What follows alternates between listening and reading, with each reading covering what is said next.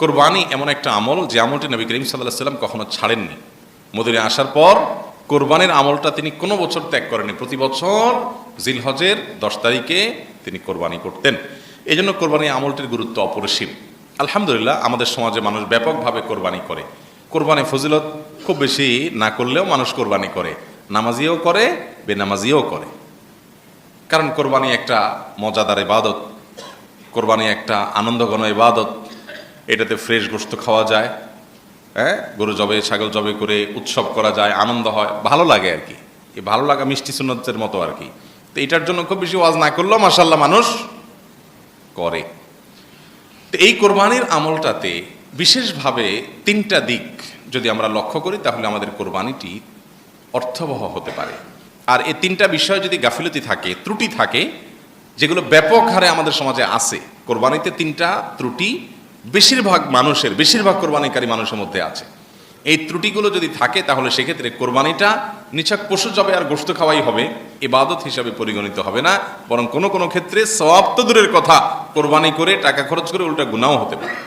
তার প্রথম বিষয়টি হলো কোরবানির নিয়তটাকে খালিজ করা, উদ্দেশ্যটাকে ঠিক করে নেওয়া। কোরবানি আমি কেন করছি? এই নিয়ত ঠিক করতে গিয়ে আপনি কোরবানির গোড়ায় যেতে হবে। কোরবানি কোত্থেকে এসেছে? ইব্রাহিম আলাইহিস সালাম থেকে এসেছে। ইব্রাহিম আলাইহিস সালাম তাকে আল্লাহ তাআলা কি কোরবানি করতে বলেছেন? ছেলে কোরবানি করতে বলেছেন। ছেলে কোরবানি আল্লাহ তাআলা চান নাই, কিন্তু আল্লাহ পরীক্ষা নিয়েছেন যে আল্লাহর নির্দেশ পালন করতে গিয়ে নিজের কলিজার টুকরা ছেলে কোরবানির মতো নির্দেশ, যেটা পালন করা সম্ভব না সাধারণত, এটা পর্যন্ত পালন করতে রাজি হয় কিনা দেখি। আল্লাহ তো সব জানেন, আল্লাহ প্রমাণ করার জন্য এটা তাকে নির্দেশ দিয়েছেন। তিনি রাজি হয়ে গেছেন, ছেলেও রাজি হয়ে গেছে, ছেলের মাও রাজি হয়ে গেছে, পুরো পরিবার পাশ করছে। দুনিয়ার মহিলাদের জন্য ইব্রাহিম ইসলামের স্ত্রী, দুনিয়ার যুবকদের জন্য ইব্রাহিম ইসলামের ছেলে ইসমাইল, আর দুনিয়ার প্রাপ্তবয়স্ক বা অ্যাডাল্টদের, অন্য বয়স্কদের মানুষদের জন্য ইব্রাহিম আলাইহিস সালাম হলেন আদর্শ। যে আল্লাহর নির্দেশ পালন করতে গিয়ে যত বড় ত্যাগের দরকার হয় সর্বোচ্চ ত্যাগ করতে প্রস্তুত আছে, এর নাম কোরবানি।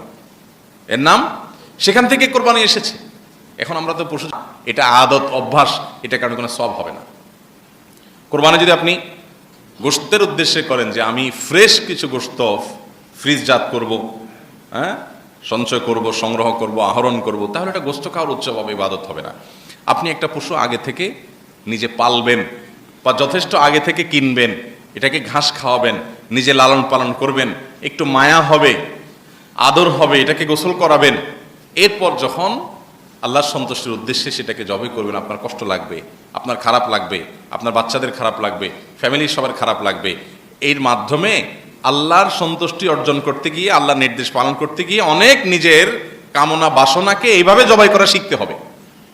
এই শিক্ষাটা সেখান থেকে নেবেন যে হারামের হাতছানি আছে, চাইলেই 2 নম্বর পথে টাকা কামাইতে পারি, কিন্তু করলাম না, খারাপ লাগলো, এই খারাপ লাগাকে মেনে নিলাম আল্লাহর সন্তুষ্টির জন্য। এ হলো ত্যাগ, এ হলো কোরবানি।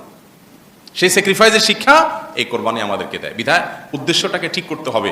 গোশত খাওয়া, সামাজিক মর্যাদা, মানুষ কি বললো, এগুলোর জন্য উদ্দেশ্য না হয়। আমি প্রায় বলি আমাদের দেশে মানুষ গরু কোরবানি বেশি করে, হয়তো গরু উৎপাদনটা বেশি হয়, ছাগল উৎপাদন কম হয়, এটা একটা কারণ। আবার গরুটা একটু দেখা যায় মাশাআল্লাহ বড় থাকে, নজরে থাকে। ছাগল তো এটা ছোটখাটো, নজরে পড়ে না, এই জন্য আলাদা ছাগল না দিয়া গরুর ভাগ দিতেও রাজি। তো এগুলো সবগুলো বেশিরভাগ ক্ষেত্রে উদ্দেশ্যের অসাধুতার কারণে হয়ে থাকে। আল্লাহ তাআলা আমাদেরকে বোঝার তৌফিক দান করুন। দ্বিতীয় যে বিষয়টি খেয়াল রাখতে হবে, এবং এই ক্ষেত্রে আমরা বেশিরভাগ মানুষ ভুল করি, 99% মানুষ বা তারও বেশি মানুষ ভুল করে, সেটা হলো নবী করিম সাল্লাল্লাহু আলাইহি ওয়াসাল্লাম পরিষ্কারভাবে জানিয়েছেন, কোরবানির পশুর কসাই যারা হবে, জবেহ যারা করবে, এটার প্রসেসিংয়ের জন্য যারা দায়িত্ব পালন করবে, তাদেরকে কোরবানির পশুর কোনো কিছু দিবে না, মানে পারিশ্রমিক হিসাবে দিবে না। তাদেরকে ক্যাশ টাকা পারিশ্রমিক হিসাবে দিতে হবে বা অন্য কিছু দিতে হবে। কোরবানির পশু থেকে তাদেরকে পারিশ্রমিক দেওয়া যাবে না। যেটা হয় সচরাচর, আমরা সবসময় বলি যে ঢাকা শহরে বা গ্রামে যেখানে হোক, কসাইয়ের সাথে আপনি যখন চুক্তি করলেন যে এত টাকা দিতে হবে, বার্গেনিং করলেন, তো কসাই 200, 500, 1000 ব্যাপারে স্যাক্রিফাইস করে, অসুবিধা নেই, কম দেখ। কারণ সে জানে আমরা 3জন 4জন মানুষ কাজ করব, একজনকে 3 কেজি 4 কেজি করে গোশত দিলে গড়ে 12 কেজি গোশত, তো 10-12 কেজি গোশতের দাম হয় কত? 6-7 হাজার। স্যাক্রিফাইস করলাম 1000-5000 লাভ। এটা হলো তার যোগ বিয়োগ। আপনি বলবেন তাকে সাফ যে বাবা এই গরু রেডি করে দিবা, কত নিবা? 10,000, ঠিক আছে ফাইনাল, তোমাকে কিন্তু আমি কোনো গোশত দেবো না এটার জন্য, কথা সাফ। আমি অন্য 10 জন প্রতিবেশীকে, গরিব মানুষকে যেরকম গোশত দিতাম আমি চাইলে তোমাকেও সে পরিমাণ দিতে পারি, সেটা আমার ইচ্ছা, কিন্তু তোমার কোনো দাবি থাকতে পারবে না। আর আমি তোমাকে কিন্তু একবারে থুপ ধরে গোস্ত দিয়ে দিব, তুমি কষাই, সে আশা তুমি করিও না। কথা কিন্তু সাফ, আমার কোরবানি হবে না। কথা কি বুঝাতে পারছি? আপনি বলবেন ওই বেচারা কি গোস্ত খাবে না? ওই বেচারা গোস্ত খাবে, সমস্যা নাই তো, সে টাকা পাইছে না, কিনে খাবে। অথবা তাকে মানুষ হাদিয়া দিবে, তার নিজের কোরবানি করবে। কিন্তু আমরা বেশিরভাগ ক্ষেত্রে এই লেনদেন আর দান এই দুটাকে গোলায় ফেলি। আপনি আপনার বাসার কাজের লোকটাকে বেতন দিচ্ছেন, আবার জাকাতের টাকা থেকে দিচ্ছেন। তো জাকাতের টাকাটা যেন বেতনের কোনো ফ্রক্সি পূরণ না হয়। বেতন 2000 কম দিচ্ছেন, সে মাইনা নিছে, জানে স্যার 20,000 টাকা জাকাতের টাকা ধরা দিবে, 2000 গেলে আর 18,000 লাভ। আপনার জাকাত হলো না এটা। আপনি এটা বেতনের টাকার ফ্রক্সি দিলেন জাকাত দিয়া, হলো না। তার প্রাপ্য পুরোপুরি দেন, এরপরে এক্সট্রা হিসাবে তাকে কি দেন? জাকাত দেন, এটা ঠিক আছে। কথা কি বুঝাতে পারছি? এই জন্য গরুর কসাইদেরকে, আবার যারা জবে করে, অনেক এলাকাতে হুজুর যারা জবে করে, হুজুর কল্লা নিয়ে যায়, জবাই আলার কল্লা, এরকম কোন কোন এলাকাতে আছে। তো ওই মানে হুজুর আমার জাতির বিরুদ্ধে আমি ফতোয়া দিলাম আর কি, এটা করা যাবে না, হুজুরদেরকে কল্লা দেওয়া যাবে না। জবাই করছেন হুজুর, এই নেন পয়সা নেন। আবার অনেকে করে কি, হুজুর বেচারা জবাই করছে, আজকাল এটা শুরু হয়েছে, আমাদের ভূমিপল্লীতে বেশি শুরু হয়েছে, পয়সা করে দেয় এটা। ওই যে মাথা নার্স ইমাম সাহেব, যে পয়সা করি দেয় এটাই না। ভাই আপনার গরু জবা করবে, এটা কি বেচারা চাকরি?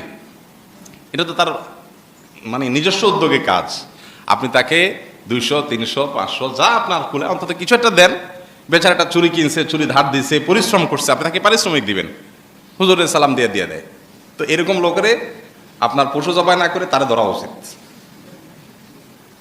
মজা করলাম, আফওয়ান। মানে ধরা উচিত মানে জবাই করার জন্য ধরা উচিত না, টাকার জন্য ধরা উচিত। আপনারা আবার ওইটা বুঝেন না। আর এক্ষেত্রে টাকা নেওয়া জায়েজ আছে, দেওয়াও। যেটা না জায়েজ আমরা সেটাই করি, কল্লা দিয়ে দিই। কল্লা দিবেন না, দিবেন কোনটা? টাকা। আর সবচেয়ে ভালো হয় হুজুর টুজুর বাদ দিয়া নিজেরটা নিজে জবাই করবেন, এটা হলো উত্তম। নবী সাল্লাল্লাহু আলাইহি ওয়াসাল্লাম নিজেরটা নিজে জবাই করছেন।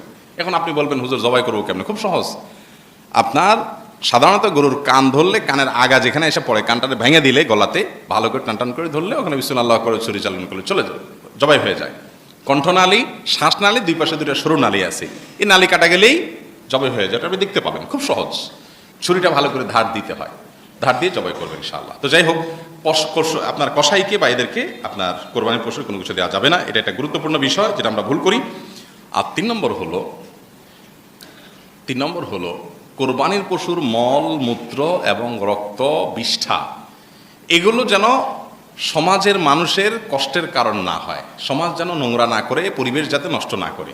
যদি করে তাহলে সেক্ষেত্রে আপনার এই কোরবানির সওয়াবের বিপরীতে সওয়াব না হয়, বরং গুনাহ হওয়ার সম্ভাবনা আছে।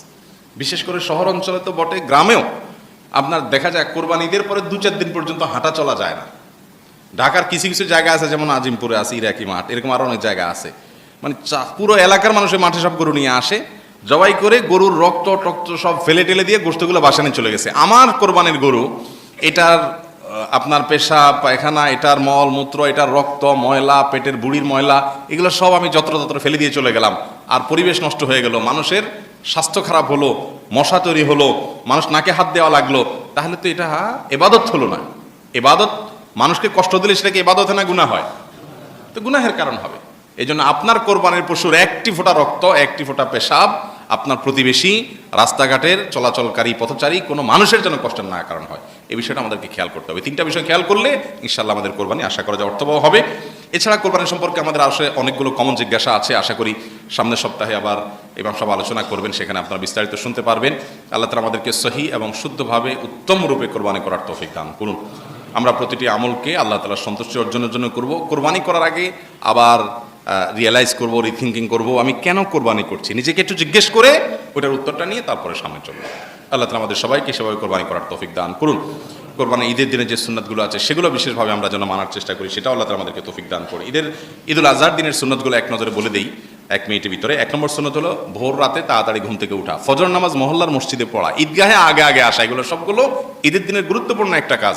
এই 3টাতে আমরা দুর্বলতা করি। ঈদের দিন দেরিতে উঠি, অনেকে ফজর নামাজ মসজিদে পড়ি না, আর ঈদগাহে দেরিতে আসি। এর কোনোটাই উচিত না, উল্টাটা করতে হবে। অর্থাৎ তাড়াতাড়ি আসতে হবে, তাড়াতাড়ি ঘুম থেকে উঠতে হবে, ফজর জামাতের সাথে পড়তে হবে। নাম্বার 2, মেসওয়াক অন্যদিন তো করবেন, ঈদের দিন স্পেশালি মেসওয়াক করা সুন্নত। ব্রাশ আপনি করেন না করেন আপনার ব্যাপার, কিন্তু মিসওয়াকটা করবেন বিশেষভাবে। 3 নম্বর হলো ঈদের দিন গোসল করবেন সুন্দর করে ঈদগাহে আসার আগেটা ঈদের দিনের আমল। 4 নম্বর হলো সুগন্ধি ব্যবহার করবেন যতটুকু আপনার তৌফিকে আছে ততটুকু। 5 নম্বর আমল হলো পোশাক যা আছে এর মধ্যে সবচেয়ে সুন্দরটা পরবেন, যতটুকু সাজগোজ করা যায় শরিয়ার গণ্ডি থেকে এটা করবেন। 6 নম্বর আমল হলো ঈদগাহে আসার সময় তাকবীর যেটা এটা একটু জোরে পড়তে পড়তে আসবেন ঈদুল আজহার সময়, এটা ঈদুল আজহার সুন্নাত। আল্লাহু আকবার আল্লাহু আকবার লা ইলাহা ইল্লাল্লাহ আল্লাহু আকবার আল্লাহু আকবার লিল্লাহিল হামদ, এটা একটু মৃদু কণ্ঠে আওয়াজ দিয়ে পড়তে পড়তে আসবেন। আর 7 নম্বর হলো ঈদুল আজহাতে ঈদগাহে আসার আগে কিছু খাবেন না। ঈদুল ফিতরে যেরকম কিছু খেয়ে আসেন মিষ্টি টিষ্টি, এখানে কিছু খাবেন না, বরং কোরবানির পশুর গোশত দিয়ে দিনের প্রথম খাবার খাবেন। পশু থেকে গোশত রান্না করে সেটাই হবে প্রথম খাবার, ফার্স্ট খাওয়া, তার আগে কিছু খাবেন না, এটা এই দিনের আমল। 8 নম্বর হলো ঈদের দিনে দান সাদকা যতটুকু আছে তৌফিক অনুযায়ী করবেন। 9 নম্বর হলো আনন্দিত থাকবেন, খুশি থাকবেন। 10 নম্বর হলো ঈদের নামাজটা যথাসম্ভব মসজিদের ভেতরে না পড়ে উন্মুক্ত মাঠে পড়বেন। তো ঢাকা শহরে এত মাঠ নাই, সেজন্য বাধ্য হয়ে আমরা মসজিদে পড়ি, কিন্তু মাঠ থাকলে উন্মুক্ত জায়গা থাকলে সেখানে ঈদের নামাজ পড়াটা সুন্নাত, এটা হারিয়ে যাওয়া সুন্নাত। এই আমলগুলো ঈদুল আজহা সুন্নাত। আল্লাহ তাআলা আমাদের সবাইকে আমলের তৌফিক দান করুন। জাযাকুমুল্লাহু খাইরান ওয়া আখিরু দাওয়ানা আলহামদুলিল্লাহি রাব্বিল আলামিন। মোহতারাম হাজরিন, আমাদের সভাপতি সাহেব একটু কথা বলবেন আপনাদের উদ্দেশ্যে। আমরা কয়েকটা মিনিট একটু সবর করে কথাগুলো শুনবো ইনশাআল্লাহ। আর আমি হজের সফরে যাচ্ছি ইনশাআল্লাহ।